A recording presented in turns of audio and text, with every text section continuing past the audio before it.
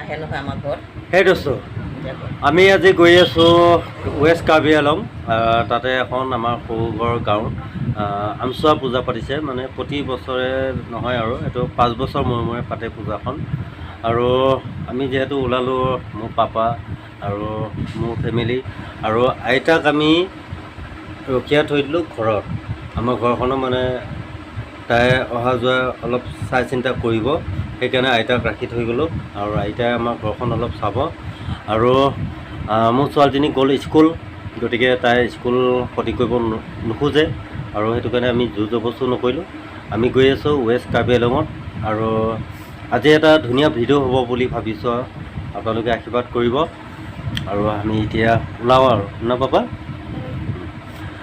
ডাঙৰ পূজা আৰু আপোনালোক আশীৰ্বাদ কৰিব ধুনীয়াকৈ, যাতে আমি গৈ পাওঁ, আপোনালোক যাতে ধুনীয়াকৈ ভিডিঅ'টো পঠাব পাৰোঁ।